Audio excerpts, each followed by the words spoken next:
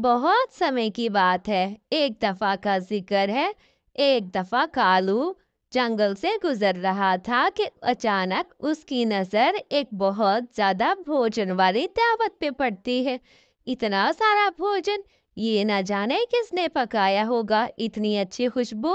ऐसे ही वो खुशबू देखकर फौरन गौरी को बुलाने जाता है। जाकर गौरी को बुलाए ताकि वो दोनों मिलकर इकट्ठे बैठ के खाएं। गौरी, तुम्हें पता है, एक जगह देखी मैंने, वहां पर बहुत सारा भोजन रखा है। मुझे तो समझ नहीं आ रहा इतना भोजन। चलो टुनटनी को भी कहते हैं, वो भी चलेगी और भोजन खा लेगी।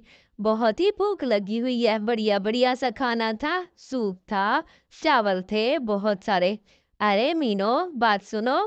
तुमने चलना है, एक जगह मैंने देखी है, वहां तो बहुत ज्यादा भोजन रखा हुआ था। चलो चल के खाते हैं, हम दोनों ही खाएंगे।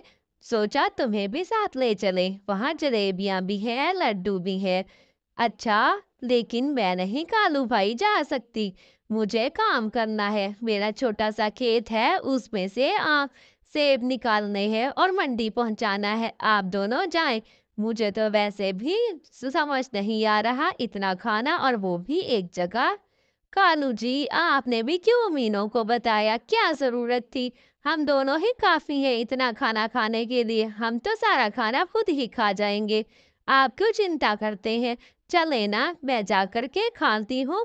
आप नजर रखना कहीं कोई आ ना जाए। ऐसे ही गौरी जाकर चावलों में चूंच मारती है कि वहां पर थोड़ी ही देर में खाते हुए अचानक वहां पर एक चील आता है और उसे पिंजरे में कैद करता है।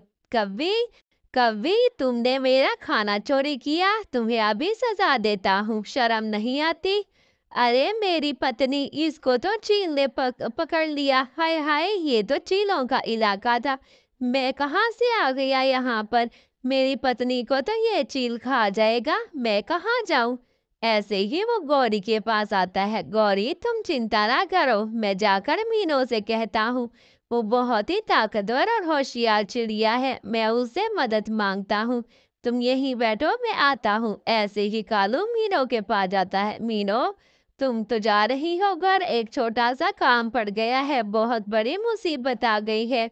वो इलाका तो चीलों का था, वहां पर चील ने मेरी गौरी पत्नी को कैद कर दिया है, पिंजरे में बंद कर दिया है।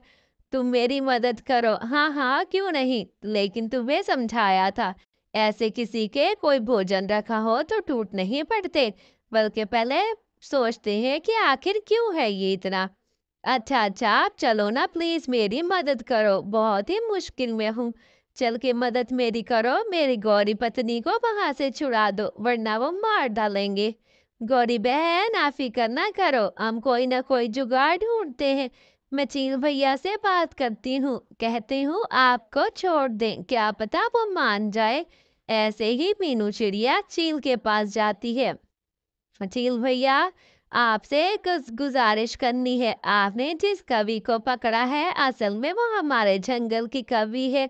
वो आज गलती से यहाँ आ गई। अच्छा, लेकिन याद रखो, अगर तुमने मेरे लिए ऐसे किया तो दोबारा उसने किया तो मैं उसे खा जाऊंगा। ऐसे ही चील उसकी बात मानता है और मीनू को छोड़ने का वादा करता है, और आते ही मीनू को छोड़ देता है। शुक्रिया चील भैया, मुझे माफ कर देना। ऐसे ही कवि चील का शुक्रिया अदा करती है। चील तो वहां से चला जाता है।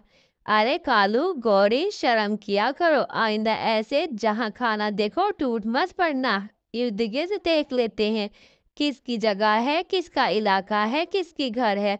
तुम ऐसे ही खाने लग जाते हो। वैसे भी जंगल, मुझे माफ कर दो मीनो, मैंने गलती की, और ऊपर से तुम्हें भी बुला रहा था और मैंने अपनी पत्नी की जान खतरे में डाली। मुझे माफ कर दो गौरी, मुझे माफ कर दो मीनो। तुम दोनों बहुत अच्छी हो, मैंने किसी की बात ना सुन